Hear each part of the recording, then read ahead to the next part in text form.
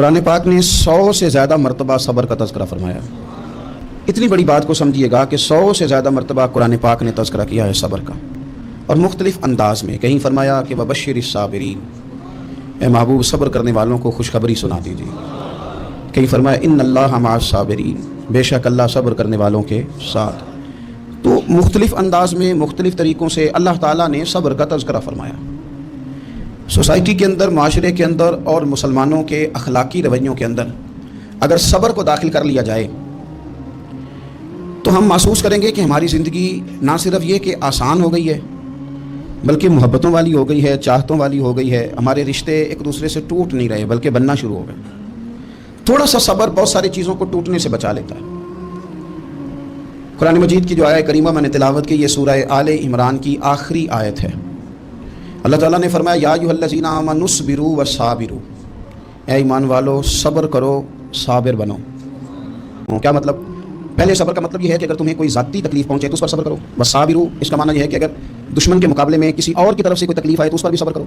फिर फरमाया वराबितू, और हमेशा कमर बस्ता रहो, इस्लामी सरहदों के पहरेदार रहो, वत्तकुल्लाह, अल्लाह से डरते रहो, लअल्लकुम तुफ्लिहून, इस उम्मीद पर कि अल्लाह तुम्हें कामयाबी अता फरमा दे, तुम फलाह पा जाओ। या अय्युहल्लज़ीना आमनुस्बिरू वसाबिरू, ऐ ईमान वालो सब्र करो और साबिर बनो। सब्र करो, साबिर रहो, यानी जो ज़ाती तकलीफ है उस पर भी सब्र करो। और मुसाबिरा का माना सामने से आने वाली तकलीफ, अगर बीमारी आ गई, कोई परेशानी आ गई, कहीं कोई अपना दुनिया से चला गया तो ये ज़ाती तकलीफ है, इस पर भी सब्र करना। और अगर अपनों ने, बेगानों ने कोई तकलीफ पहुंचा दी, वसीयत दे दी, वसीयत कई सूरतों में हो सकती है। ताना भी एक अज़ियत है, तंज़ भी एक अज़ियत है, किसी शख्स का किसी शख्स के बारे में गलत कलिमा कहना भी एक अज़ियत है, और मुकाबले में खड़े हो जाना, लड़ाई करना, ये भी एक अज़ियत है। इस पर भी सब्र करो, भला भी तू, और इस तरह करो कि कमर बस्ता रहो, जद्दोजहद करते रहो, वत्तकुल्लाह, अल्लाह से डरो, लअल्लकुम तुफ्लिहून, ताकि तुम कामयाब हो जाओ। सब्र जब आप करते हैं ना और सब्र का इरादा करते हैं तो अल्लाह ताला सब्र की तौफीक भी अता फरमाता है। हमने ये देखा है कि हमारे पास नेमतों की कमी नहीं, हमारे फ्रीज़र खुराक से भरे हुए हैं, हमारे दस्तरखानों पे अनवाउ अक़साम की चीज़ें चुनी हुई हैं, हमारी अलमारियों में कई हमारे लिबास तैयार शुदा लटके हुए हैं, हमारी जेबों में हमारी ज़रूरत का सरमाया अल्लाह ने हमें दे दिया है। लेकिन इसके बावजूद जो लोग एक दूसरे से प्यार नहीं कर पा रहे, जो एक दूसरे के करीब नहीं जा पा रहे, उसकी वजह यह है कि सब्र नहीं रहा, हौसला नहीं रहा, किसी चीज़ को बर्दाश्त करना हमारे मिजाज का हिस्सा नहीं रहा। और फिर चूंकि उम्मत मुस्लिमा ने इनकलाब बर्पा करना था, दुनिया को पैगाम हक देना था, अगर इनके अंदर हौसला ही नहीं होगा, अगर इन्हें सब्र ही नहीं करना आएगा, इस्तकामत ही नहीं होगी, कहीं रुकना ही नहीं आएगा, तो ये मैदानों को सर कैसे करेंगे, कामयाबियाँ कैसे इनका मुकद्दर बनेगी। रमज़ान मुबारक में भी माहौल ये हो कि इफ्तारी से 1 घंटा पहले नज़र पूरी टेक जाए घड़ी पे, और थोड़ा सा भी सब्र मुश्किल हो। और रमज़ान मुबारक में सहरी के वक्त में अगर दही वाली दुकान पे भी झगड़ा ही हो रहा हो, और शाम को सामान खरीदने में भी अगर बहस ही हो रही हो, तकरार हो, झगड़ा हो, तो फिर सीखा क्या? फिर वो जो हमें तरबियत दी जा रही थी कि हमने सब्र करना है, तो फिर हमने उसमें हासिल क्या किया? हदीस पाक सुनेंगे, आपकी तबीयत बड़ी ठंडी होगी। मेरे नबी पाक सल्लल्लाहु तआला अलैहि वसल्लम ने इरशाद फरमाते हैं कि जो बंदा सवाल से बचना चाहेगा, इरादा करेगा अल्लाह मैंने किसी से नहीं मांगना, पर मैं जो सवाल से बचना चाहेगा अल्लाह उसे सवाल से बचा लेगा। और जो लोगों से बेनियाज होना चाहेगा, कहेगा अल्लाह मुझे दुनियादारों का मोहताज न बनाओ, अपनी बारगाह से अता फरमा। जो लोगों से बेनियाज होना चाहेगा अल्लाह लोगों से बेनियाज कर देगा। और फरमाया जो सब्र का इरादा करेगा अल्लाह उसे सब्र की तौफीक भी अता फरमा देगा। इरादा तो करे, प्रोग्राम तो बनाए, तौफीक तो अल्लाह देगा। जो सब्र का इरादा करेगा अल्लाह सब्र की तौफीक भी अता कर देगा। और हुजूर सल्लल्लाहु अलैहि वसल्लम फरमाने लगे, याद रखो किसी बंदे को जो बेहतरीन तोहफा दिया गया है ना, अगर किसी को कोई बेहतरीन अतिया मिला है तो फिर अल्लाह ताला ने उसे सब्र अता फरमाया। ये बेहतरीन तोहफा है, इससे ज़िंदगी सब्र जाती है, इससे इंसान बावकार और मुतमईन हो जाता है, इससे उसके शब रोज़ आसानी से बीतते, वो दुनिया की पगडंडियों से आसानी से गुजर के अल्लाह की बारगाह है आली मर्तबत में सरखुरू होकर हाजिर हो जाता है। लेकिन अगर बेहौसला हो, सब्र ना हो, फिर नुकसान रोज़ बरोज़ बढ़ता है। और फिर मेरे रसूल पाक सल्लल्लाहु तआला अलैहि वसल्लम इरशाद फरमाते हैं कि असल बात यह है कि अल्लाह ताला ना किसी बंदे का दर्जा बुलंद करने का इरादा फरमाता है, लेकिन उसके अमाल इस तरह के नहीं होते कि उसका दर्जा बुलंद किया जाए। अब रब क्या करता है, अल्लाह ताला उसको माल की, जान की, औलाद की किसी मुश्किल में डाल देता है। उस मुसीबत पर वो बंदा सब्र करता है तो अल्लाह ताला उसका दर्जा बुलंद फरमा देता है। अमाल इस काबिल नहीं थे कि दर्जात बुलंद हो, वो अमाल की बुनियाद पर नहीं कर सकता था तो अल्लाह ने किसी मुश्किल में डाल के ना अपने फजल से दर्जा बुलंद कर दिया। अब जो राह तरीक़त का मुसाफिर था, जो सलूक की मनाजिल तय कर रहा था, जो अल्लाह रसूल के करीब जाने चाह रहा था, उसके लिए कितनी आसानी हो गई कि मुजाहिदा तो ज़्यादा ना कर सका, कसरत से नफली सौमो सलात का बंदोबस्त तो ना कर सका, थोड़ा सा सब्र किया, रब ने अपना और अपने महबूब का गुर्ब अता फरमा दिया। तो ये तो आप सब्र करने के लिए जब निकले हैं तो आपने तो रब रसूल को पा लिया। ये सब्र तो वो वाला सब्र है जिसकी जो मंजिल है वो अल्लाह रसूल का कुर्ब है। हम लोग थोड़ी थोड़ी बातों में हौसला हार जाते हैं, सब्र छोड़ जाते हैं, परेशानी बढ़ जाती है, पता नहीं ऐसे महसूस होता है कि जैसे यही बंदा दुनिया का सबसे दुखी बंदा है। तो एक तो ये कि ज़ाती हैसियत से सब्र करे, एक ये कि फिर दुश्मन का जब मुकाबला हो, आमनुस्बिरू वसाबिरू, आपका जब मुकाबला सामने किसी के साथ हो तो फिर तीर, तलवारें, असलहा, बंदूकें ये नहीं ज़्यादा लड़ती, मैदानों में हौसले लड़ते हैं, मैदानों में सब्र लड़ता है, मैदानों के अंदर तवानाइयाँ लड़ती हैं। मैदान करबला के अंदर कोई मुकाबला नहीं था तीर का तीर के साथ, तलवार का तलवार के साथ कोई मुकाबला नहीं। मैदान करबला के अंदर जुल्म का सब्र से मुकाबला था।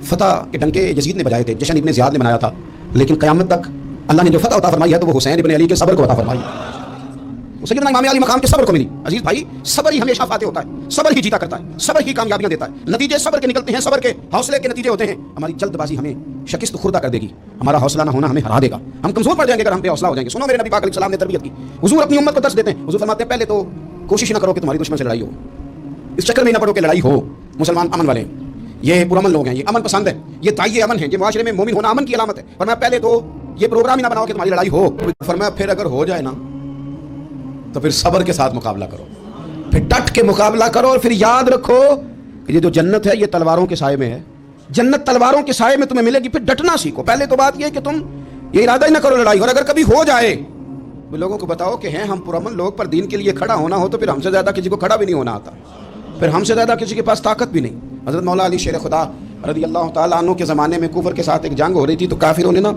جاسوس بھیجے کہ یار پتہ تو کرو مسلمانوں کی تیاری کس طرح کی ہے، تو جاسوس واپس جا کے کہنے لگا سمجھ کوئی نہیں آئی ان کی، وہ تو راہب قسم کے لوگ ہیں، صوفی قسم کے لوگ ہیں، وہ تو کٹے ہوئے دنیا سے، مسلوں پہ بیٹھ جاتے ہیں، رات کو تو لگتا ہے دنیا سے تعلق ہی کوئی نہیں، لیکن سویرے اٹھ کے میدان میں تلوار لے کے نکلتے ہیں تو لگتا ہے ان سے بڑا مجاہد ہی کوئی نہیں۔ یہ عجیب لوگ ہیں کہ رات کو مسلح پہ بیٹھے ہیں تو لگتا ہے کٹ گئے دنیا، یہ صوفی لوگ ہیں، درویش ہیں۔ یہی مسلمان کی شان ہے، ہو ہلکا یاراں تو بریشم کی طرح نرم، رزم حق کو باطل ہو تو فولاد ہے مومن، ادھر آ ستمگر ہنر آزمائے تو تیر آزماؤ، ہم جگر آزمائے، ہم تجھے اپنا حوصلہ بتاتے ہیں کتنا ہے، دیکھ ہمارے حوصلے سے ٹکرا کے دیکھ یہ کتنا طاقتور اور مضبوط ہے۔ تو عزیز بھائی اگر زندگی میں آپ کو صبر کرنا آ گیا، میں بڑے دنوں سے یہ عنوانات بیان کر رہا ہوں، اور آج تو خصوصی طور پر رمضان شریف کے اس جمعے میں اپیل کرنا چاہتا ہوں آپ سے کہ کمزور باتیں کرنی چھوڑ دیں، مایوسی کے جملے اپنی زندگی سے نکال دیں۔ ہم مسلمان ہیں، آپ بیمار ہو گئے ہیں تو یہ بھی خدا کا فضل ہے، گناہ معاف ہوں گے۔ اگر اللہ تعالیٰ نے فقیر بنا دیا، غریبی آ گئی ہے تو یہ بھی فضل ہے، امیروں سے پہلے جنت میں جائیں گے۔ اگر اللہ تبارک و تعالیٰ نے کسی جگہ آپ کو مکان نہیں دیا اور دوسرے کو دے دیا ہے تو آپ وہ لوگ ہیں جو عظیم سنت ادا کر رہے ہیں سیدنا بلال حبشی کی۔ اگر کسی جگہ کوئی کمزوری آ گئی ہے، کوئی پیچھے رہ گئے ہیں تو یہ خدا کا فضل ہے، اللہ تعالیٰ نے چاہا ہمارے لیے جو فیصلہ تھا ہم اس پہ راضی ہیں۔ لیکن اپنی زندگی میں اور شکوے اتنے بڑھا لیے ہم نے، اتنے بڑھا لیے کہ لوگوں سے شکوے کرتے کرتے رب رسول سے بھی شروع کر دیے۔ غلام بھی کبھی شکوہ کرتا ہے، آقا کا بھی شکوہ ہوتا ہے، بندہ بھی کبھی شکوہ کرتا ہے، رب کا بھی شکوہ ہوتا ہے، یہ بھی کبھی ہوتا ہے۔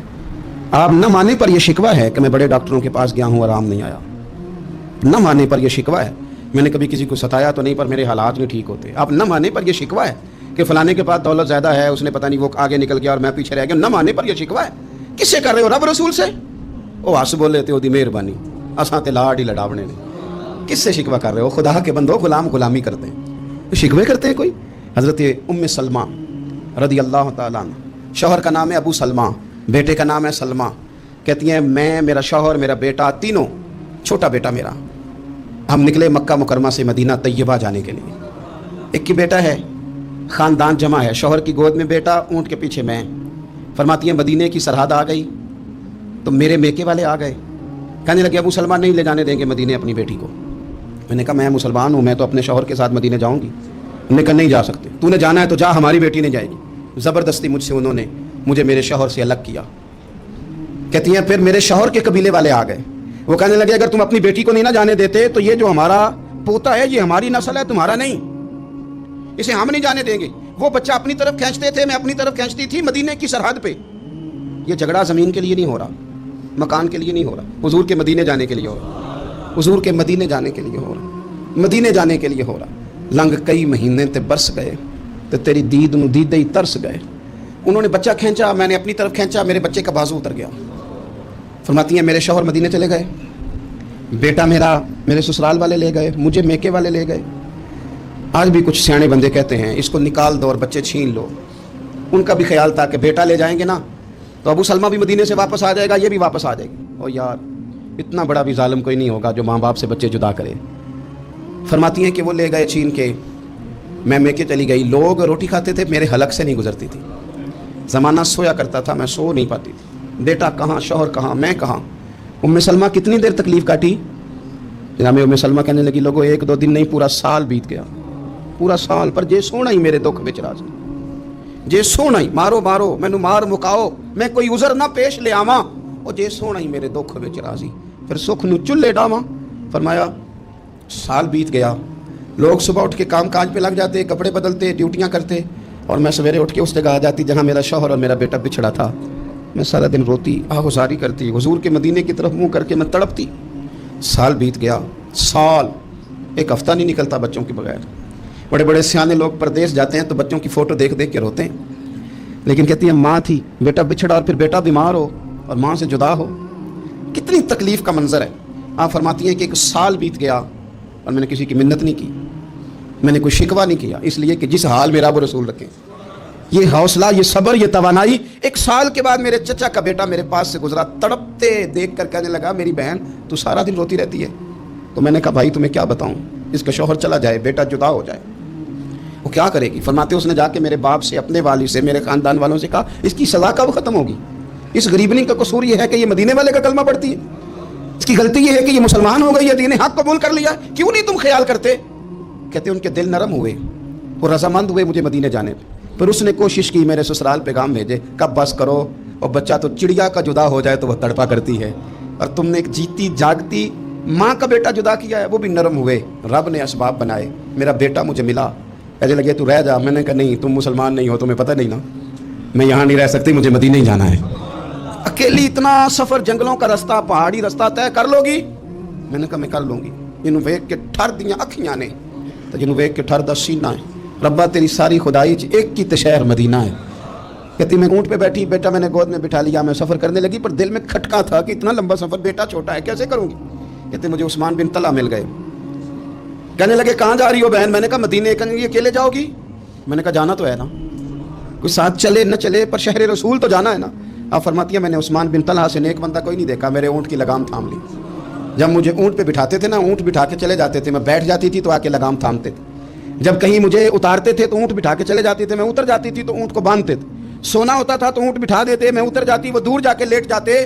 فرماتی تھی پھر میرے لیے میرے رب نے اسباب پیدا کیے اور میں مدینہ پہنچی، میں شوہر سے ملی، اور لوگوں میرے نصیب دیکھو، میں رہنے کہاں لگی؟ حضور کے مدینے میں، شہر رسول میں، شہر رہ پائے نظر ہوش میں آ، یہ کوہ نبی ہے۔ میں حضور کے حرم کی زمین اور قدم رکھ کے چلنا، ارے سر کا موقع ہے او جانے والے، مدینے کے خطے خدا تجھ کو رکھے، غریبوں فقیروں کے ٹھہرانے والے۔ کہتی ہے میں وہاں بسنے لگی۔ آپ فرماتی ہیں مسلمانوں شاید مجھ سے زیادہ تکلیف کسی نے نہ سہی ہو، پر دیکھو 1 سال پورا میں تکلیف میں رہی، اور جب میرا صبر سال کو پہنچا، صبر کی عمر 1 سال ہوئی، تو پھر رب نے بندوبست کیا، پھر میرے گھر والے بھی نرم ہو گئے، سسرال والے بھی نرم ہو گئے، رب نے میرے آنے جانے کے لیے ایک بندے کا بندوبست بھی فرما دیا، پھر میرا شوہر تک بھی میں پہنچ گئی، مجھے مدینہ الرسول بھی نصیب ہوا۔ 1 سال میں نے صبر کیا تھا، رب نے مجھے مستقل مدینے کا ٹھکانہ عطا فرما دیا۔